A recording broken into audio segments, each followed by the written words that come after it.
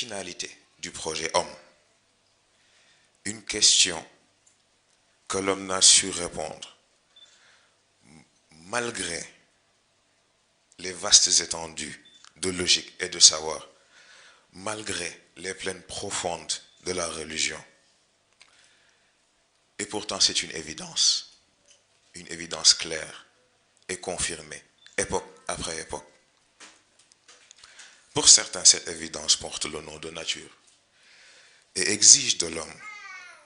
le respect du cadre de vie qui l'entoure. Pour d'autres, elle porte le nom de science et exige que chaque fait, chaque information soit confirmée et vérifiée à travers l'analyse et l'interprétation logique. Pour d'autres, il s'appelle le rien. Pour d'autres, un autre nom. Car pour chaque homme, il y a une perception, qu'elle soit complète ou incomplète, objective ou subjective. La seule constante est donc la présence certaine de cette évidence. À notre niveau, nous préférons adopter un nom plus complet, plus objectif, et qui ne dépend d'aucune réalité, d'aucune perception, l'origine de toute existence. Allah, le souffle premier. Bien qu'étant associé à la religion musulmane, Allah n'est en aucun cas confiné par l'imagination des esprits impolis qui tentent en vain de lui donner une apparence ou une appartenance. Le souffle de vie étant à l'origine de tout et de tous, est la fondation sur laquelle la supériorité de l'homme est basée. jaajëfal bu baax waa régie ci extrait bi xëy na moom la ñu wax ni mooy introduire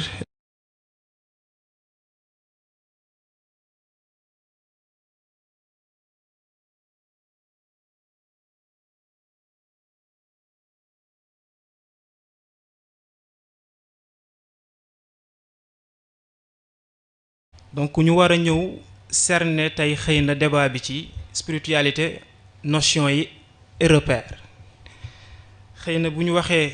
ci baatu arab thème bi dafay dellu ci al qadasa ar ruhiya al mustalahat wal maalam waaye bu ñu nee it notion et repère dafa mel ne dañoo amee intention wu def analyse conceptuelle nekk ci notion yeeg concept yi wala repères yi ñu defaat ci seetlu lu waral loolu dafa fekk Serigne Moustapha mës ñu indil ci ñett yi nga xamante ni si ñoo seq téere bi waxul alxuraan mais kitaab bi la wax bu ci njëkk moom moo dellu ci concept yi mu ne concept yi farata la ñu maîtriser ko maîtrise bi ngay am ci concept yi mooy tax bu leeree nga mën a jëm ci application yi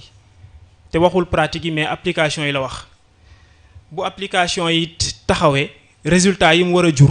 mooy doon troisième niveau bi ni mu indee ci résultat yi nag ñett étape la résultat à court terme moyen terme et à long terme donc dafay nekk farata iraat concept yooyu waaye dafa am ay obstacles yoo xam ne dañuy dajeek ñoom bu ñu songee concept yi te faw ñu xool nu ñu def ak ñoom obstacle yooyu moom mooy contour yi wër concept yi dafa rigide dafa naxaree percé beneen it dañ fi fekk ay repères yoo xam ne mën nañ ne c'est des repères surfaits te balaa ngay mën a dégg bay ab dem ci application yi il faut que yooyu nga defaat ci yeneen jàngat pour mu mën sotti sang bi wax ñu jàngal ñu ci aller retour citation boo xam ne tënk na yiñ fi indi yooyu mu dellu ci les choses ne sont toujours pas ce que l'on croit qu'elles sont peu importe à quel point ces choses semblent vraies car nous vivons dans un monde où la seule certitude est qu'il n'y en a aucune mu wax ñu it domaine bii ñu attaqué tey mu domaine spiritualité nekk na domaine boo xam ne incertitude yooyu fa la ëppee bu ñu nee dimension mentale labyrinthe la waaye mën nañu it dimension spirituelle it labyrinthe la parce que éléments yi ñu ciy dajeel yu ci bëri ay illusions ya looy teg sa bopp parce que amagoo certitude boo teg sa loxo donc il faut que yooyu nga def ko face pour mën a dégg ba mën a dund sa dund spirituel. beneen biit am ay questionnement yoo xam ne nit ki léeg-léeg daf koy posé wu mais pour mu am ci réponse dafay jafe. bi ci njëkk mooy yàlla ñu ngi imaginer naka lañ koy imaginer déjà moom yàlla. beneen biit suñu digganteeg moom naka lañ koy cerner bëri na ñu ci jàngal mais est-ce que façon biñ ñu ko jàngalee est-ce que loolu la yàlla di xaar ci ñu appréhender ko noonu. donc loolu it mu ne ay questionnement loolu moom moo tax ñu mën a glisser ci définir lan moo waral sax nit war a xalaat ne war na am interaction boobu mook yàlla ba ci questionné wu. te yaakaar naa semaine yi ñu génn laal nañu ko xëy na suñu mbokk waa pôle mental yi comme keroog débat bi dafa am njóobeen bu ko coloré bi ñu wax ci besoin yi ñu ngi ko accès woon ci alimentation lekk ak nan mais heureusement bi sang bi ñëwee wax na ni besoin bi nit di am dëgg bu yëpp dàqoo moom mooy le souffle premier. donc nekk na besoin boo xamante ni si nii moom mooy besoin bi ñuy wax ni parce que Descartes nee na le bon sens est la chose la mieux partagée au monde waaye ñun dañuy proposer autre chose ginnaaw bi ñu jàngalee li ñu jàngal mooy dañu gis ne le souffle premier demeure la chose la mieux partagée au monde parce que foo dem fekk ko fa Yonent bi indi na ko ci xadis bi mu naan kullu mawlud yulat ala al fitrati salima. donc ce qui veut dire que muy athée bi muy jullit bi muy juif bi muy mbindeef yépp souffle premier boobu noonu mu ngi nekk ci ñoom comme moo nekk ci ñoom kon yaakaar naa bu dee lu démocratique moom moo nekk élément bi gën a démocratique. donc loolu nekk premier aspect bi waaye li ci am solo mooy li nga indi ci discours bi mooy la seule constante reste la présence certaine de cette évidence. mën nañ ko tuddee lu ne waaye évidence boobu comme nekk na rek yaakaar naa li ci des yépp mën nañu xool fa ñuy jaar. beneen bi it ba tey ci cadre besoin boobu comme nit ñu ko indilee ci ñu bëri yaakaaroon ne ruux moom mooy émettre besoin fekk ruux dafa transmettre message rek wax ne ñu xel yaram boo ci boppam moo toog ba xam ne li yàlla dëxëñ ci moom ci potentialité yépp mënu ko utiliser dañu ko tegal ay barrières mu gis xel nekk moom it ci même circonstance yi ñu ànd ñoom ñaar gis ruux pour mu jàppale leen ci ruux xamal leen ni moom transmetteur de message rek la dafa am service pour mu dépendre ci loolu it ñu gis ne permettre nga ñu xam ne dañoo war a redéfiniraat ndeke suñuy objectif parce que ni sëriñ indee ci cours de vacances yi Ibrahim yonent Yàlla Ibrahim bi muy def expérience spirituelle am njëkkee ci nafs parce que ci cours de vacances bi question pour un super champion leeral na ko parce que Ibrahim nee na yéen a dégg kawkab mais man wax gisuma kawkab nafs la doon wax mu dellu ci ki jël physique am def ko objectif spécifique def ko objectif plutôt général or daf ko waroon def objectif spécifique ñu gis également mu tudd xel méngale ko ak weer wi xelit nekk benn dimension boo xam ne waroo ko def objectif général mais objectif spécifique nga ko war a def parce que ñaar yi ñu tudd yépp bi mu ko toppee ba ci biir dafa mel daf ko dugal ci kàmb mu jël ruux it mel ne nit ñi dañ koy faral di ko def objectif général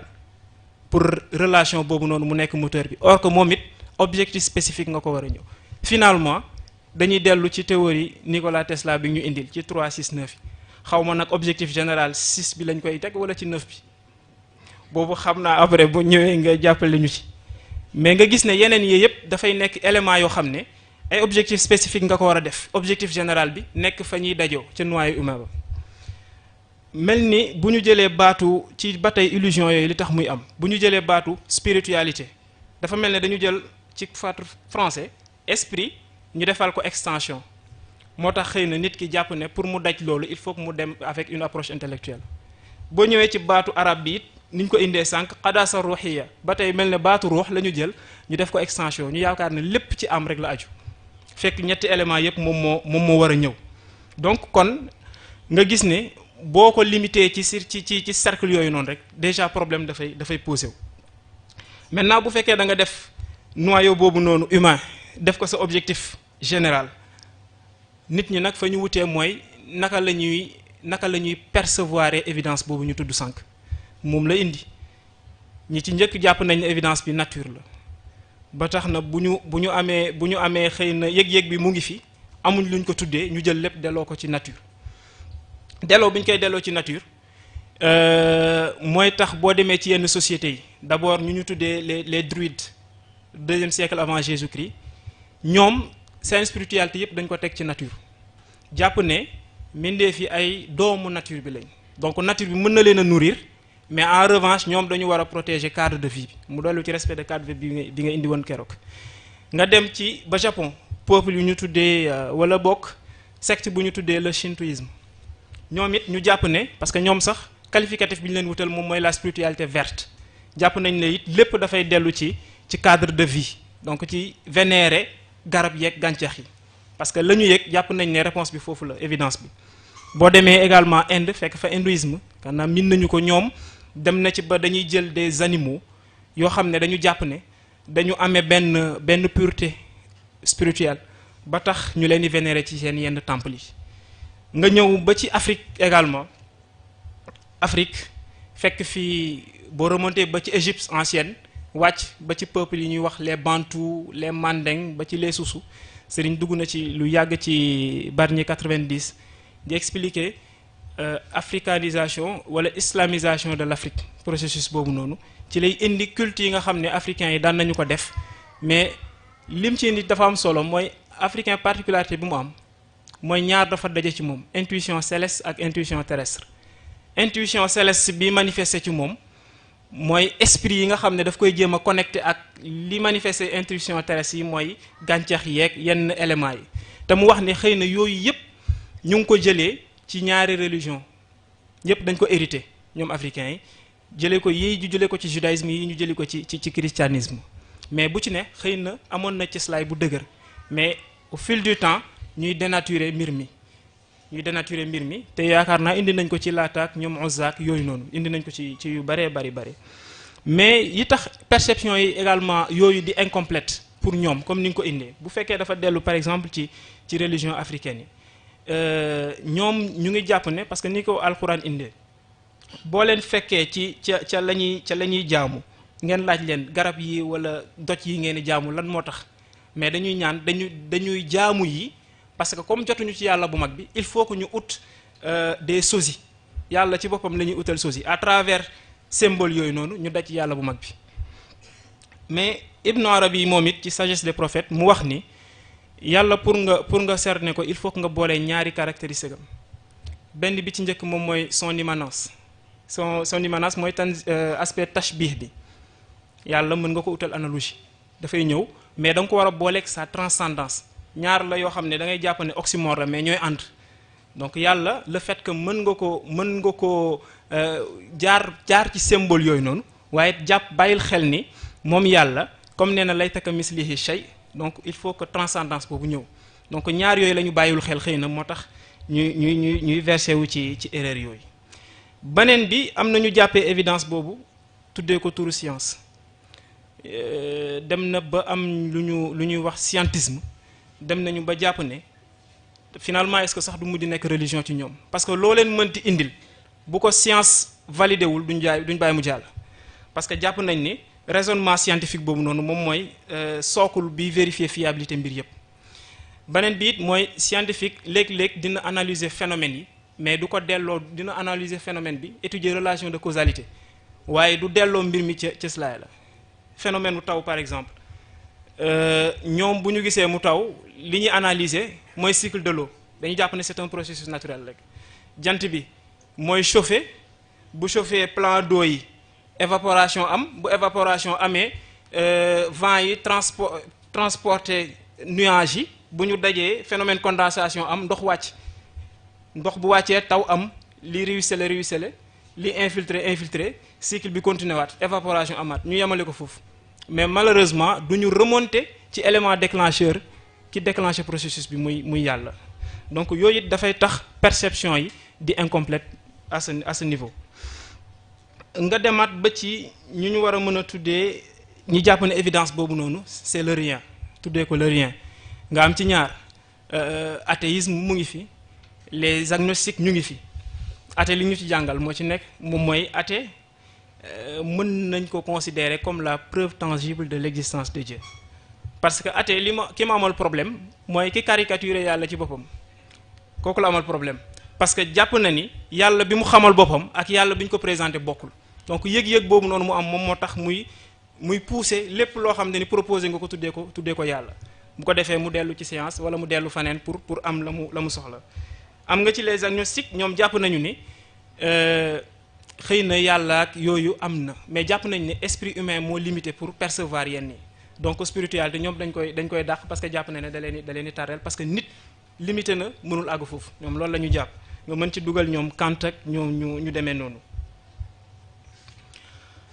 beneen biit ba tey ci évidence boobu ñu koy interpréter nga gis ñu tuddee ci cadre bi ñu ne muy religion musulmane par exemple ñu jël évidence bi tuddee ko baatu Allah mu nekk le souffle premier nekk benn tour comme ni nga ko waxee qui est beaucoup plus complet dépendrul ci benn perception te objectif na par rapport ak yeneen yi waaye it foofu li nga ci indi moom moo ci am solo mooy nañu fexe ba bu ñu caricaturer Allah boobu noonu parce que caricaturer bi ñu koy caricaturer moo tax ñu koy utal apparence wala ñu koy uppal appartenance limiter ko te waruñu ko limiter. dañuy gëstu ba daj Spinoza ñu ci wax maa ngi ciy wax ak mbokk yi ne moom dafa mel ni élève capitaine la ndax dafa am lu mu développé ne ñetti élément moo am bi ci njëkk mooy li ñu war a mën a tuddee les attributs am na yu ñu tuddee l'entendement waaye am na également lu ñu war a mën a tuddee baa ngay daw am na également lu ñu war a mën a tuddee je pense ban tur la utiliser ti dernier élément bi moom la jàpp ne moo contenir lépp tur bee xaw a rëcc mais jàpp na ni loolu moo contenir lépp substance merci moom mooy substance premier moom jàpp na ni la substance premier moom mooy le contenant dara génnul substance premier donc lépp loo xam ne ni gis nga ko fi muy phénomène substance première boobu moo ko contenir te loolu jàpp na ni moom substance première boobu mooy yàlla mu dellu ci li nga indi woon que ni concept de mal xëy na léeg-léeg bu ñu jëlee yàlla dañ koy daax mais mal est-ce que mën nañu ko génnee ci zone boo xamante ni si ni yàlla moom moo koy contrôler comme si dafay échapper ci vigilance am te yàlla dara mënul échapper ci vigilance am parce que c'est son entreprise moom lépp kon dara mënu ko rëcc donc moom jàpp na ni comme ni nga indee ci substance premier boobu noonu jox ko yàlla que ni dara mënul génn ci cadre yàlla. donc moom noonu la ko gisee donc fii bu fekkee nag dañ ko caricaturer dinañ utal yàlla.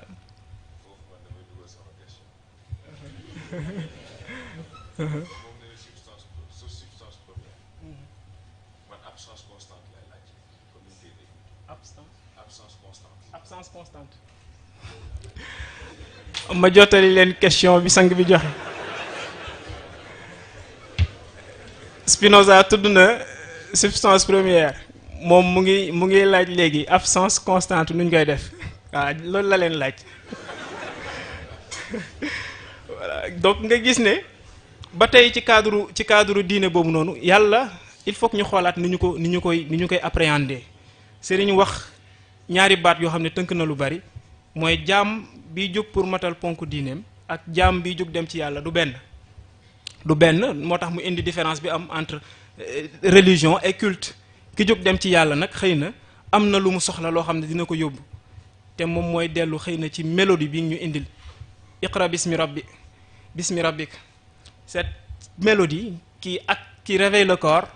accélère l'esprit et exalte l'âme donc symphonie boobu noonu il faut que mu ñëw pour nit ki mën a àgg fa mu jëm donc fa la ñuy defee transition waaye it balaa symphonie bi mat il faut que ñu abattre illusion yi il faut que ñu reconsidérer repères yi mais il faut que ñu redéfinir notion yi donc foofu la ñuy defee transition jox suñu mbokk daara Mouhamed Ndiaye bu ñëwee dugal ñu ci cadre boobu noonu asalaamaaleykum wa rahmatullah.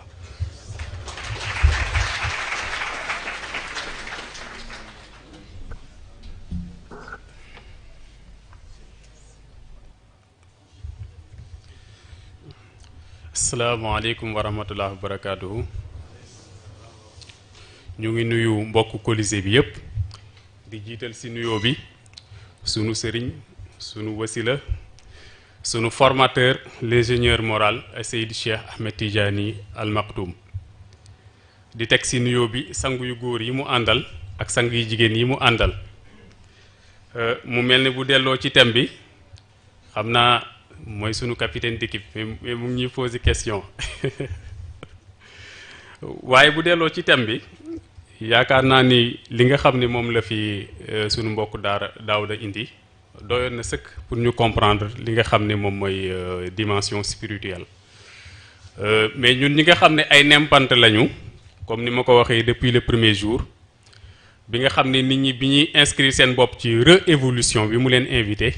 ñun nempante yi comme màgguñu duñu sori sunu source nourricière mu mel ni loolu dañu ko war a nangul donc bu delloo ci cadre dimension spirituelle bi li mu tudd ci discours d'ouverture bi rek si la ñu yem daal di ciy xalaat te mooy lim ñu tudd baatu évidence bi ak baatu symphonie boobu noonu moo tax tey nous allons parler de musique xaw ma ndax dinañu ko nangul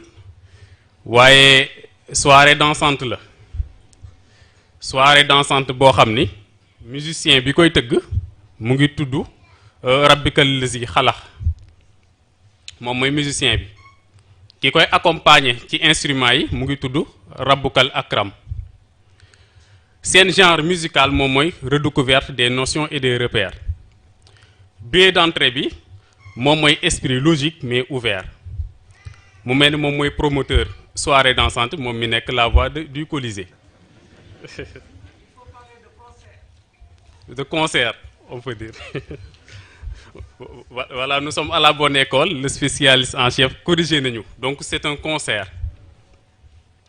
mais boo seetloo ci aspect yi nga xam ni moom la sunu mbokku Daouda indi spiritualité de manière générale mais baatu wolof bi mu jiital rek moom la ñuy àbb te mooy kuy wàlliyaan boobu dafa fekk sa dëkk dafa tëggul ndax équivoque yi ci nekk te sang bi relever ko te mooy évidence boobu ñun ñu arrivé sax daal koy jox benn tur muy Allah dañ koy confiner wala ñu di ko uutal benn silhouette bu muy am ci aller retour sax ci repère surfait mu ngi ñuy expliquer ni ñenn dinañ dem ci caricature yooyu ba di ko uutal une barbe mu ne peut-être c'est quelque chose à vérifier plus tard mais boo seetloo ci symphonie boobu parce que repères yi ak notions yi xëy na tey du ñu ñëw def l'inventaire des repères et des notions parce que li ñu jàpp mooy il y a autant de repères que de réflexions et il y a autant de notions que de perceptions parce que boo seetloo repères yi dafa nekk ay éléments yoo xam ni boo commencé di réfléchir si lañ lay jox élément d'appréciation yooyu loolu la ñuy tuddee repères yi notion yi nag mooy boo defee sa réflexion ba pare la nga ci dégg ak représentation ya nga ca am loolu moom mooy doon notion yi buñ delloo ci symphonie bi toujours il faut que ñu def différence entre rabbikal lazi xalaxa boobu ñuy wax ak rabbukal akram rabbukal lazi xalax ñu jox ko turu auteur compositeur rabbukal akram ñu jox ko turu maître instrumental parce que ci baatu iqra bi iqra ñu bari ñu ngi koy firi ci façon bu ne maanaam dégg la boo xam ni dafa am lu muy àndal parce que structure bi nga xam ne moom moo nekk ci dimension physique bu nit nekk ci dimension morale bu nit même structure nekk na ci dimension spirituelle bi en termes de représentation en termes de convention en termes de cliché en termes de stéréotype boo inscrire sa bopp ci nag ci cadre iqra yooyu noonu foog mu déconstruire ko tudd nañu concept de déconstruction constructive déconstruction yooyu muy impliqué mooy waral manifestation yi ciy am yépp xëy na ñuy jàngale ci siire naan la yonent bi sallallahu alayhi wasallam bañ ko ne iqra mu réagir nii mu gëlëm mu dugg fii mu génn fii fekk baat bu ñëpp dund la te mooy bu diine di la fekk si dina la fekk ak ay perception ak ay croyances yoo xam ni pour mu pénétrer la déglu ga nga koy déglu day kase yooyu noonu commencer ci fondement yi commencer ci poutre yi commencer ci bâtiment bi yépp lay daaneel waaw daaneel boobu mu koy daaneel effet bi muy am ci yow noonu ngay déggee baatu iqra bi moo tax bu nee iqra écoute mën nañ ni écoute religieuse la iqra écoute religieusement bismi rabbikal lazi xalax baatu ismu aussi da ngay seetlu ni buñ koy firi toujours dañ koy delloo ci wàllu tur mais sunu borom ci ni muy waxee il faut que ñu def attention ci benn affaire te mooy dafa am genre pédagogie de l'essentiel léeg-léeg day utiliser benn baat ci contexte yu bari nga foog ni baat bi même chose lay signifier partout waaw fekk contexte bu ne ak signification bi mu ko jox baatu ism nag dañu seetlu ni lu ci bari tudd na ko fekk lim ci jubdu mooy paternité maanaam benn position bu nit am wala bu muy def ñu war ko jox paternité bi parce que dal nañu ci moment de vérité bi ñu sang bi di jàngal ci wàllu orgueil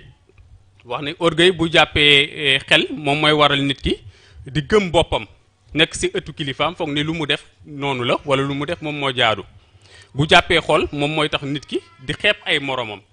bu jàppee yaram moom mooy tax nit ki bu ñëwee du dégg li mu war a dégg mais day déglu li mu bëgg a dégg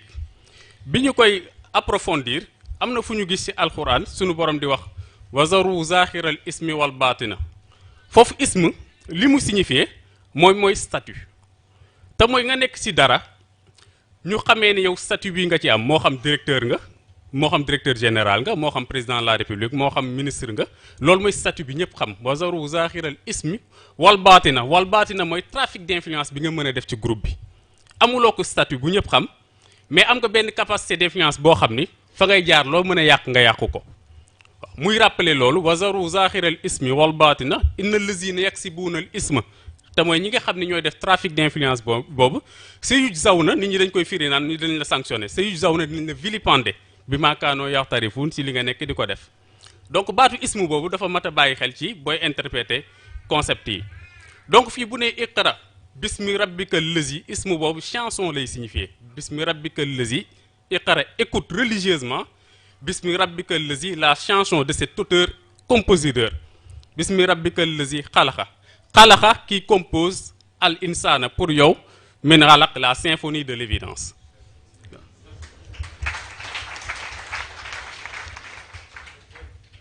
donc alaq boobu da ngay gis ni bu dee scientifique nga bu la neexee nga jox ko comme signification adhérence mais bu dee ci cadre mystique doo ko signifier adhérence symphonie de l'évidence parce que parcours boo xam ni bu commencé ci tokk ndox tokk man yiw ba ni muy xëy di doon nit boo ko defee parcours li nga war a xam ci évidence bi yëpp di nga ko xam waaw donc moo tax bu dee ci cadre mystique symphonie de l'évidence nga koy firé mais bu dee scientifique bi moom bu ko defee mu firé ko adhérence ak développement yi mu ci def donc iqra bismi rabbika allazi xalaqa al insan min alaq iqra wa rabbukal akram iqra écoute religieusement wa rabbukal akram ce maître instrumental allazi allama bil xalam mooy évidence bi la të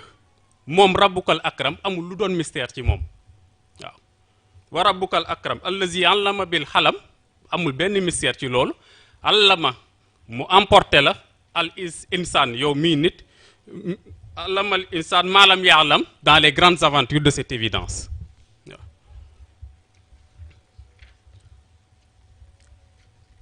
donc boo ko toppee ci grande évidence yooyu noonu grandes aventures yooyu si ngay découvrir lan lay signifier exactement comme leçon bu ñu doon jàngal yonent bi sallallahu alayhi wasallam nag ba mu comprendre ko am na bés mu laaj sunu borom ne ko waa démarche boobu nga utiliser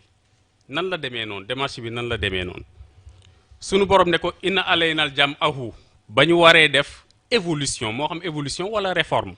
waaw parce que l'islam tàmbaleewul ci yonent bi sallallahu alayhi wasallam waaw maanaam spiritualité bi tax ñuy wax tàmbaleewu ci yonent bi sallallahu alayhi wasallam am na ñu ko jiitu woon moom dafa ñëw mu ne ko ba ñu waree def réforme ci wàllu boobu inna alayna jam'ahu wa qur'anahu dellu ci alquran mu ngi dellu ci repère mère yi waaw inna alayna jam'ahu ba ñu waree def réforme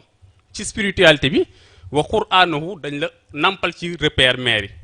kon fa isa xaraxnaahu boo bëggee ñoom ñu am ci ay notion fattabir qur'anahu fexeel repère mère yi doon ay repères chirurgicaux ci ñoom waaw parce que moom li mu yor nubuwa moo tax ñuy tudd repère mère mais boo yorul nubuwa du repères chirurgicaux la ñuy wax waaw ndax baatu chirurgie boobu sang bi moom moo ñu ko jàngal donc suma ina alaynal bayaanahu pour que seen perception mu mën a jàppandi moo tax albayaan firiwul waaraate waaw albayaan li mu firi par rapport ak symphonie bi mooy a cappella waaw a cappella la signifié moo tax nous le disons sur un ton ironique da ngay gis ku sañse ba rafet toog ci plateau télévision wala ci rajo di xas musique di ci wax lu ne te yëgul ni ci a cappella la ne waaw acapella bi li ñu koy li la koy wan sax moom mooy xalaxal insaan min alaq ak xalaxal insaan ma allamal insaan ma lam ya'lam xalaxal insaan min alaq moom mooy musique dugg la nga jóg di pàkkar ñi musique bi de yóbbu na ma fu ne fecc naa ba sonn waaw allamal insaan ma lam ya'lam mooy musique bi kat fa ma yóbbu sori na dimension mentale bi parce que tax na nga voyager boobu dimension mentale moo ko wax ruux ne leen yow comme yow auteur compositeur moo waral sa pàkkar ñi bii kii daal di nekk si musique bi moo waral ngay tukki ba sa xel mel ni newu fi man ñaar ñoo ñëpp intéressé mu li may intéressé mooy musicien bi ci boppam waaw moo waral ruux def focus ci musicien bi concert bu mu woote mu fekkee ko dédicace bu jot mu jox ñu defal ko album dédicacé fan club bi ñu dugal ko ci mu jiite fan club bi ak yaca des yëpp moo tax ruux moom loolu moom moo ko intéressé waaw a cappella mooy musique boo comprendre ci paroles yi ak ci air bi ba di ko répété moo tax ki toog di waaraate bu àggul foofu ci symphonie bi nga xam ni maîtriser wul yëf yi waaw doo am instrument baat rek lay nekk waaw kay donc mooy musique boo dégg comprendre ko mu dugg la ngay toog di ko woyantu mooy chantonné li tubaab naan chantonné waaw moo tax ki toog di waaraate loolu lay def moo tax bu demee bay xas musique da nga dul comprendre waaw xëy na du li ñu wax sànq duñ mën a def inventaire repère ak notion yi li ñu mën a def mooy seen économie ci cadre spiritualité bi ñu nekk dañ siy jël quelque rek yi ñu gën a yab bokk na si li ñu gën a yab jàngum alquran bokk na si li ñu gën a yab julli bokk na si li ñu gën a yab wird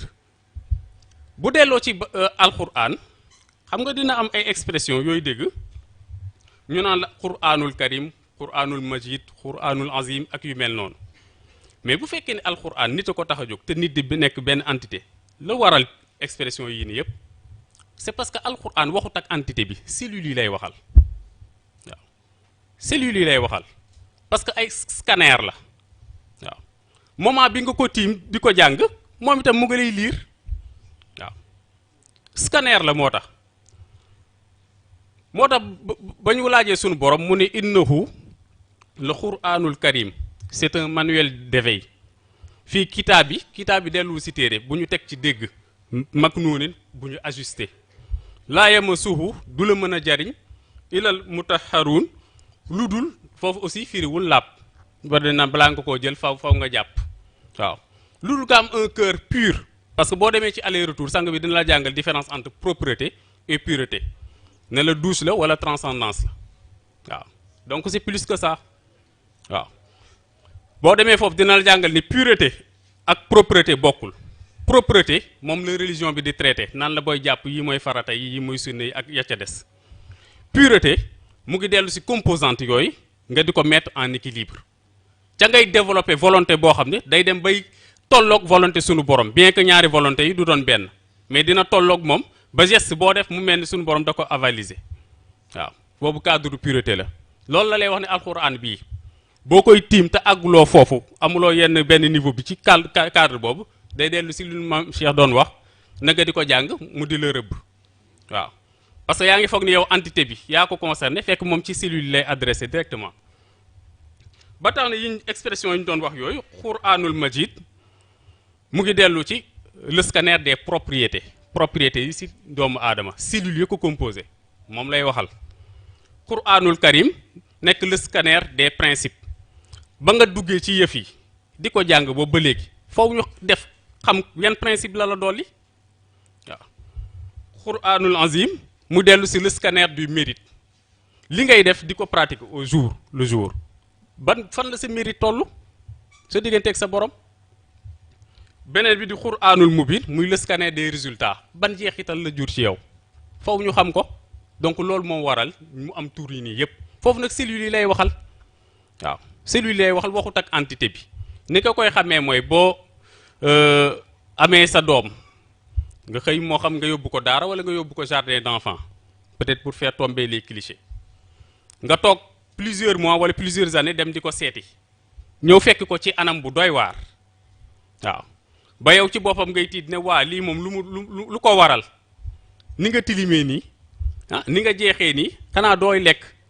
waa sa góom yi sa yaram nangam nangam noonu muy jooy di la kalaame noonu la cellules yi di def par rapport ak alquran di wax seen environnement ne environnement bi ñu ne moo waral lii yëpp environnement bi kan la entité bi la waaw bu ko defee boo ko jàngee te xamuloo fu état cellules yi ne loolu mooy waral mu lay rëbb parce que réaction ba ngay am yow en tant que waajur ci sa doom ak ni ñu ko traité même réaction bi la alquran di am ndax yii ñuy wax ni Karim Majid ak Azim yooyu yëpp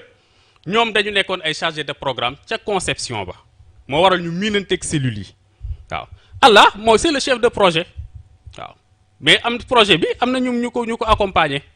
loolu moo waral alquran ñu di boole si terme yooyu noonu ba bu ko nit di jàng mu war a def attention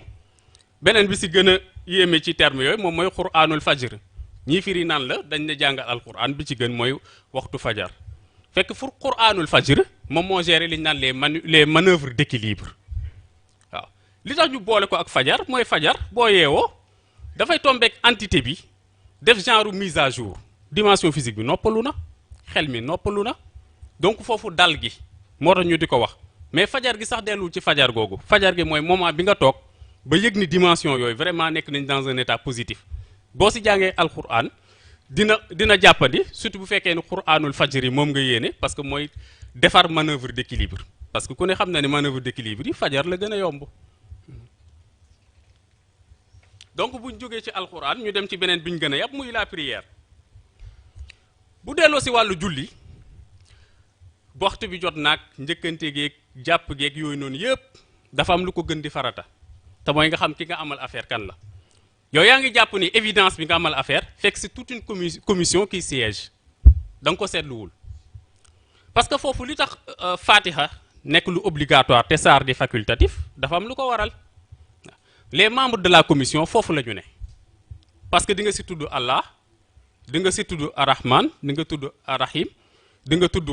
rabbul alamin di nga tudd maliki yawmiddin yooyu yëpp di nga leen tudd ñooñu mooy les membres de la commission ku si nekk di nga toog ak benn dimension ci nit ki Allah dina toog ak ruux rahman ak arrahim ñoo koy encadré parce que bu dul arrahman du arrahim Allah du soxla toog ak entité nit ruux bi si boppam ñoom ñooy def rapprochement bi waaw donc bismillahi rahmani rahim nga wax ne alhamdulillah moom muy chef du gouvernement rabbul alamin toog ak al jismu mooy dimension physique bi arrahman arrahim ñëwaat encadré ko parce que bu dul arrahman du arrahim rabbul alamin tàngoor gi rek mën na écraser jism bi ndox mi si géej gi mën na jël partie suuf si ak leneen anarchie yooyu arrahman arrahim ñooy encadré seeni action ba rencontre bu ni mel mën a nekk waaw maliki yawmiddin moom tam mu toog ak dimension mentale bi waaw bu ñu toogee si ngay gis ci iyyaka na'budu wa iyyaka nasta'in iyyaka na'budu ruux moom moo koy wax xamali Allah c'est vous qui êtes à la base de notre essence waaw bu iyyaka nasta'in yeneen dimension ñoom ñoo koy wax c'est vous qui êtes l'enjeu de notre fonctionnement bu ñuy fonctionner yow yaa tax ñu ànd ni ihdina siratal mustaqim delluwul ci nga teg ñu ci yoon bu jub ihdina nga assurer ñu siratal mustaqim une existence d'équilibre parce que moo ñu jàngal ni l'essence de l'humain c'est l'équilibre waaw siratal lazina an'amta alayhim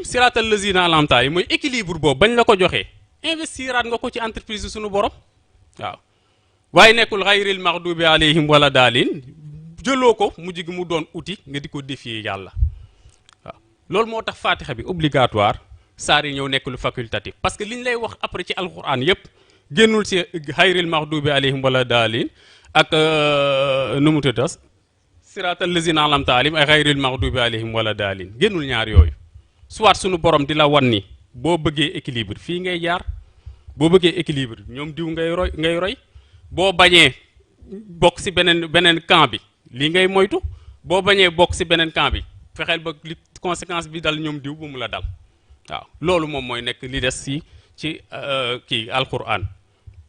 ci julli gi boo weesoo julli gi beneen bis tegu moom mooy wird l'ingénieur moral daf ñu jàngal ni mag ñi bu ñu demee ba téye seen kurus rek c'est parce que dañu concevoir que lii c'est une extension de leur être waaw duñ ko téye mukk ci caaxaan waaw wérdi bi lan ngay wax yaa ngi def istighfar lan la pour di jéggalu lan ngay jéggalu li nga xam ne accessoires yi def nañu ko mu dellu ci dimension physique bi waaw boo ci paree yaa ngi ciy teg salaatu ala nabi pour lan mooy defar dimension mentale parce que évidence bi nga bëgg a xam moom ci boppam xam leen na ni l'œuvre de son existence moom mooy yonent bi sallallahu alayhi wasallam donc nga jaar ci moom moo gën a gaaw bi ci tegu moom mooy xaylala bi moom mu ñëw defar moom itam dimension spirituelle bi parce que laa ilaha illallah ni ñu koy firee laa ilaha il n'y a de facteur dominant qui vaut la peine de manifester une volonté et de déployer de l'énergie illallah que le facteur dominant légitime le seul qui vaille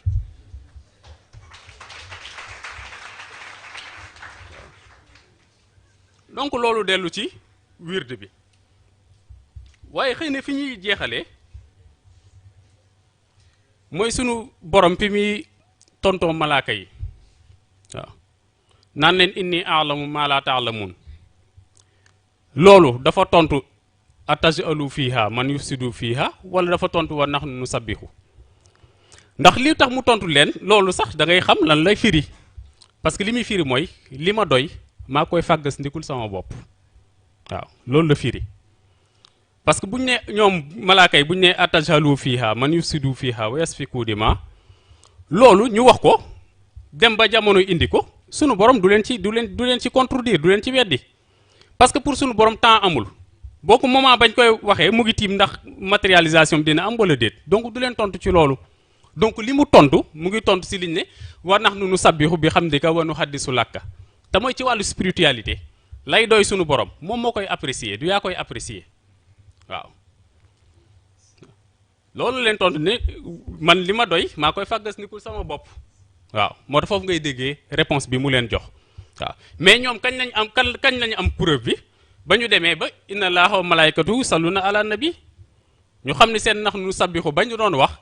firiwul dara waaw ça veut dire que ki ñuy waxal la ko doy moom xam na ko ndax gis nañ preuve bi mu mel ni foofu comme nit moo ne woon enjeu discussion bi mu mel ni nit nag moom tam taxaw di ree suñu borom ne ko hee yaa ayyuhal lazina amanu salli alayhi wa sallimu taslima yéen a ci bokk intérêt donc sallallahu taala wa ala alihi wa sahbihi wa sallama taslima subhana rabbika rabbil izzati amma yasifun wa salaamun alal mursalin walhamdulillahi rabbil alamin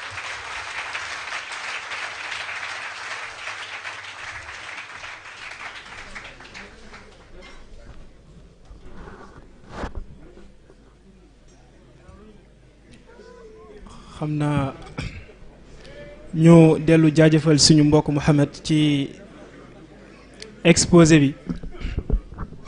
xëy na rek pour gagner du temps dañuy dem directement ci liste intervenant yi xëy na rek ñu baal ñu ñaan leen ñaar rek benn bi moom mooy comme thème bi dañu ko circonscrire ci libellé bi spiritualité notion et repère ñu bàyyi xel ni am na yoo xam ne dina ñëw après mu dellu ci école beeg expérience bi ak yeneen ko defee ci intervention yi ñu bàyyi ko xel beneen biit ñu bàyyi xel temps bi pour ñu am plus de questions dañuy njëkkee ci El Hadj Malick Ndoye mu jege si Aminata Ba na jege si 2 minutes rek incha allah.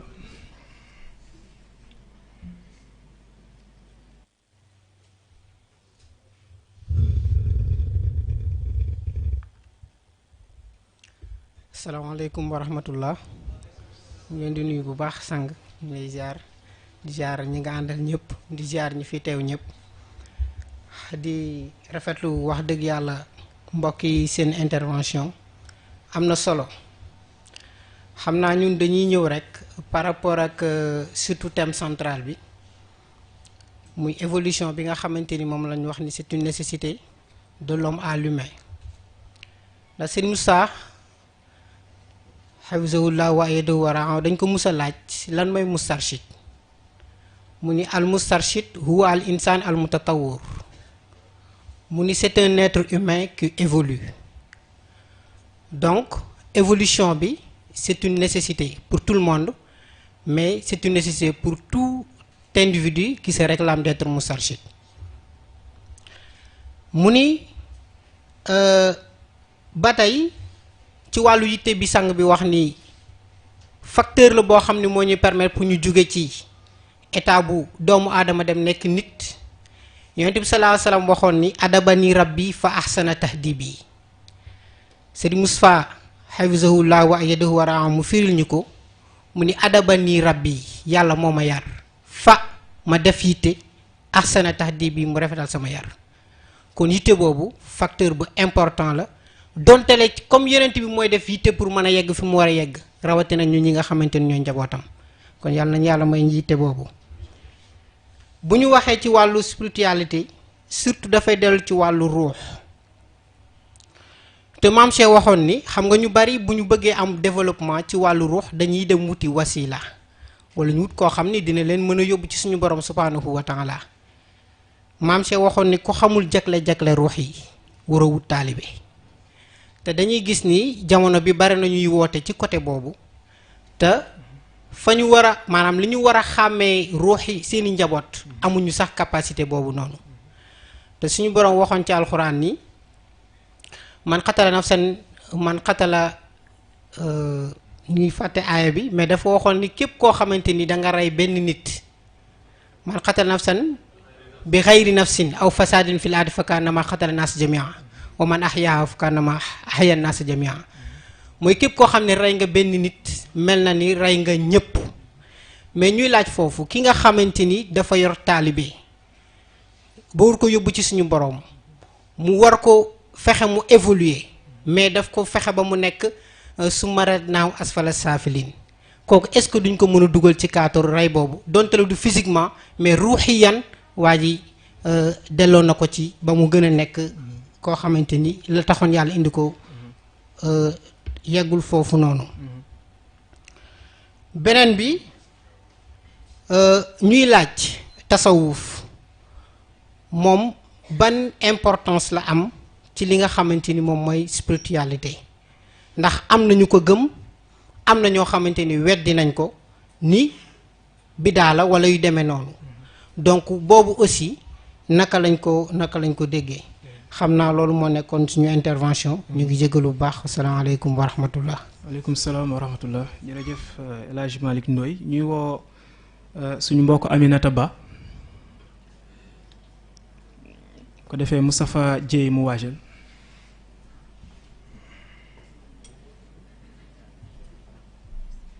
salaamaaleykum wa rahmatullah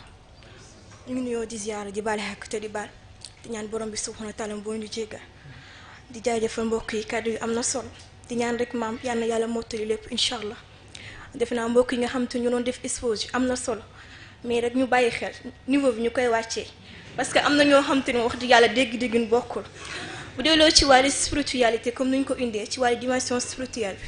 bi ñun dañuy jiitu rek ci njëlbéen ba mooy thème central bi on a parlé de l'homme à l'humain une évolution nécessaire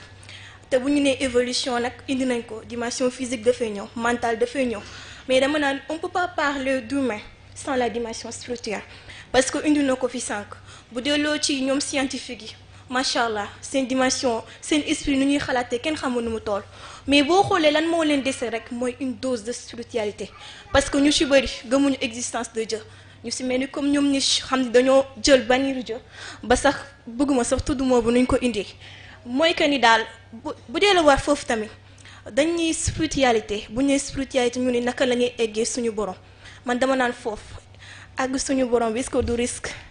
bu ñu àggee suñu borom te ñëwaatuñu nag nan lay indi kon dama jàpp ni dañu war a jàng naka la ñuy nekkalee suñu borom defe naa loolu la ñu war a wax bu dee loo ci wàllu aller retour maam dafa ko wax mu ni on parle de pureté quand l'être atteint une stade d'évolution mentale, physique, morale et spirituelle, mais aussi quand l'individu arrive à un certain équilibre par rapport aux éléments qui le composent. Bu ñu nee éléments qui le composent nag mënuñu génne environnement te bu ñu nee environnement kan moo jiitu mooy suñu borom kon dafa mel ni kon foofu noonu dafa war a njëkkeel